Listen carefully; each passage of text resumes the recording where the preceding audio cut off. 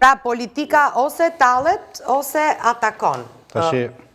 Mund të ketë të drejtë zoti Berisha në çka deklaron, se pavarësisht reagimit që erdhi nga Bashkimi Evropian, se deklaratat të tilla janë të papranueshme, Berisha tha prapë se unë kam burimet e mia që Gonzato i ka bërë ato deklarata. Nuk le vend për diskutim. Kur e thot në ligjërat të drejtë, zoti Berisha e thot ligjërat të drejtë që ka thënë dhe për këtë tha kam burimet e mia. Me autoritetin që ka si ambasador i Bashkimit Evropian, që ky është një interpretim i Parlamentit shqiptar. Pra, i ka dhënë të drejtë Parlamentit shqiptar për këtë mas ka marrë. Në fakt është një urdhër i Ramës që të mbroj pa diskutim Belinda Ballukun, kur kemi raste të tjera që është hequr imuniteti. Dhe ne kemi thënë ambasadori ka gjuhën e vet diplomatike, po thot ai kryeministri i Shqipërisë ka dhënë urdhër që ja ju lutem. Ai flet për institucionin parlament. Dhe thot, kështu vendosi parlamenti. Po parlamenti pse vendosi kështu në rastin e zonjës Balluku dhe nuk vendosi kështu në rastin tjera? Patjetër që po. Nuk është ai problemi, nuk është problemi kjo. Pra kemi një mbrojtje dhe kemi një qëndrim të veçantë për zonjën Balluku me urdhër të Ramës. Është një qëndrim i pa drejt i parlamentit, se ne kemi thënë si parlamentar, ju lutem shumë ta çojë në fund.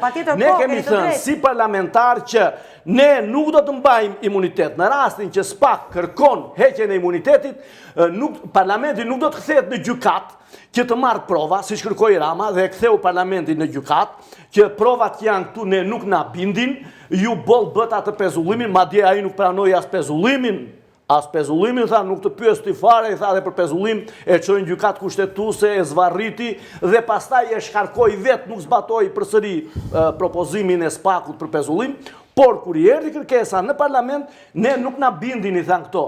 Në fakt, kushtetuta thot vetëm në rastin që shikon që ka një kundërvënie politike.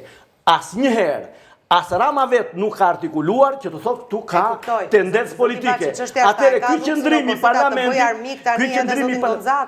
në qoftë se zoti Gonzato bëhet armik, Bashkimi Evropian reagoi, deklaratat të tilla janë të papranueshme, qartas. Normal që do reagonte Bashkimi Evropian, se ka një formulë fikse të reagoj për ambasadorin e vetë, se i bie që po mos të reagonte, mos ta mitë në mbrojtje, duhet ta hiqte menjëherë si ambasador. Por do t'i shikoj këto gjëra. Por në fakt Bashkimi Evropian e ka kontestuar fuqishëm vendimin e parlamentit e të Ramës për mos heqjen e imunitetit të zonjës Balluku.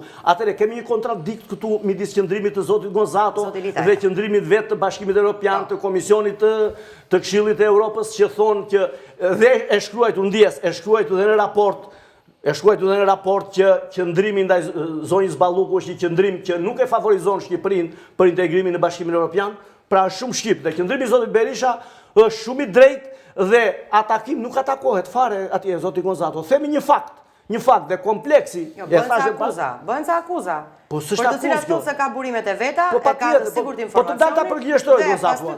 Pas këtyre akuzave ka një reagim Bashkimit Evropian. Pra është i qartë, zoti Lita. Se përgjigjeshtroj, e ka bërë.